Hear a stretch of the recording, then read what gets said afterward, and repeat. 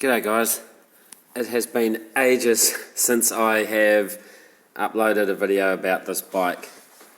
The bike that's come a hell of a long way since I bought it about 5 months ago now. And like it really has tidied up quite a bit. Obviously the seat hasn't changed, but otherwise it actually looks really good in comparison to when I first got it, and the fact that it runs really good now, a lot better than factory. Yeah, sorry I haven't uploaded one about this bike if anyone's actually interested. It's just been sitting there, and I thought I must go down there and make an updated video about it. So here it is. It's on the last few videos I think I told everyone that the melted the piston. I was waiting for parts, which arrived. Took a while, but they did arrive in the mail, and they're all installed. There was a few problems getting them in. There's so much to talk about.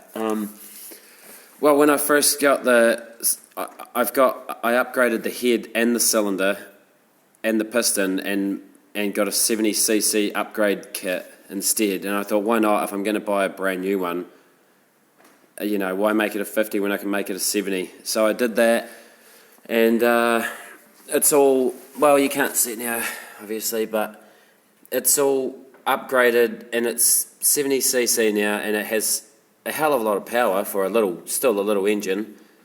So to fit the piston and all that, it didn't, when I first got it, it was really tight to get into the bore, like extremely tight. I thought for a second that it wasn't going to work at all.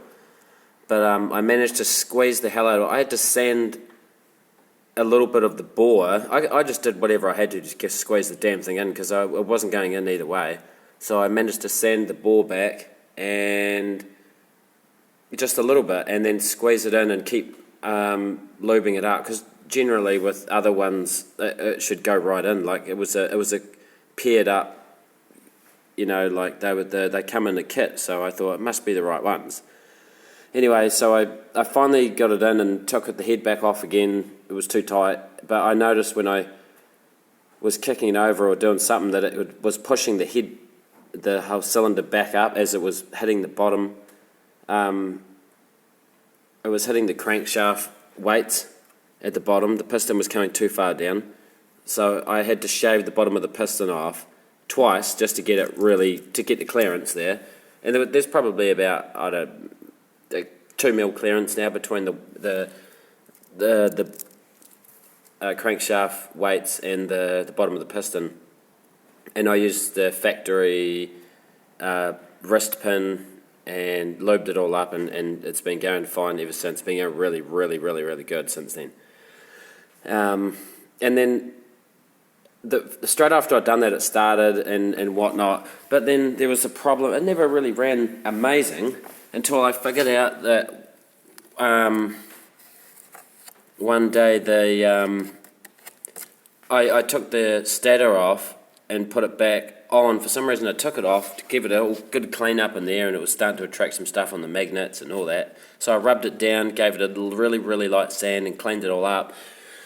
And then I put it back on. The little keyway that sits in the correct place for the timing on the crankshaft, must have been out of place, so that little keyway was bent and squashed up. So I made a new one for it and put it back on. And when I started the bike and took it outside, it shot off like a rocket, and I was like, "Whoa, what the hell? What the hell happened?" So I must have come down to the timing was wrong, because at one point it must have slipped so much that the engine started having knocking noises, and I thought, oh, it's tapping on the bottom of the piston, slapping again underneath. So, but then I figured out after I took that off and cleaned it all out and put it back on, that the timing was slightly off. So thank goodness that I found out that and didn't just tear my hair out wondering what else it was. Anyway, so I got the head and stuff together and the cylinder, and yeah, it runs good. I gave the pipe a really light coating of satin black. I these parts come in the mail. I don't know if you remember I never had these covers, which I really wanted because it's probably the reason it seized in the first place, the little 50cc piston. So I got both sides of this from a guy online, and I also got this cover. Unfortunately, this one is not the right grey, but it's better than nothing at all. And I think I got the same guy I got the internal fan off. So yeah, and I bought some brand new mirrors for it because I didn't really have any. Yeah, I gave the wheels a really good clean up, touched up all the little rust spots, or the corroding bits that were coming through, and I have So I'll talk about the variator. So when I first got this started, and the bike was running sweet after the spark issue, the timing and all that. So the bike was running perfect and taking off extremely fast, but I never had any top end speed. It started tapping out at about 40 kilometres an hour, and I thought there's got to be more to that.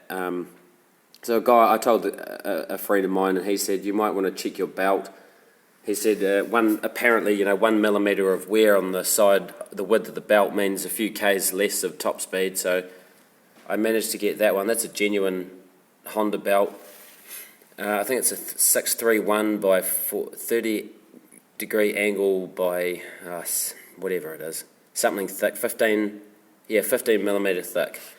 So I got that on there, and it made an instant difference. It was the top end speed went from about 40 to 49, maybe 50 even. But then I thought, well, I'm not going to stop there because I'm sure I can get more out of it. There was people on the internet talking about, get how fast they can get their bikes without even changing the back gears, the final drive.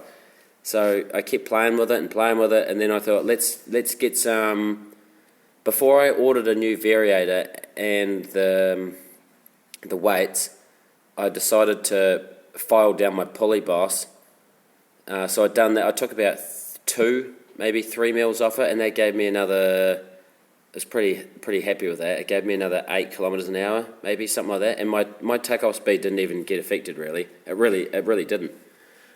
It goes pretty well for a standard bike, standard pipe, and carburetor, standard carburetor. I'll talk about all the stuff that I actually did get for it later. But apart from that, I gained quite a bit, and then on top of that, so we're talking about 50 kilometres, about just a little over 50 anyway, 53 maybe, something like that. But anyway, I wasn't happy with that, so I got a new variator for it, and that pushed the speed up to maybe 60, like easily well over 60 now. And then I thought, well, I'll muck around with the weights in the variator, and then that's when I started noticing my top speed was going down. But, not my top speed, my takeoff speed. But then it was still fast enough, because no one needs to take off in a hell of a hurry and not have any top speed. So I think I ended up finally having, at the moment I think there's 8 gram weights in there, 6 or 8 gram weights maybe some 9s and some 8s, but now my top speed is well off the clock. It comes right around here to 60, 70, and probably it goes just past the speed thing. So it just keeps going, and it gets there pretty damn fast. So I don't know, maybe touching 80, maybe 75, something like that at the most. Yeah, so I better make another video of this. I've got to think of the other thing. Go and grab the carburetor that I'll show you, and I'll make another part in just a second actually. I will talk to you soon.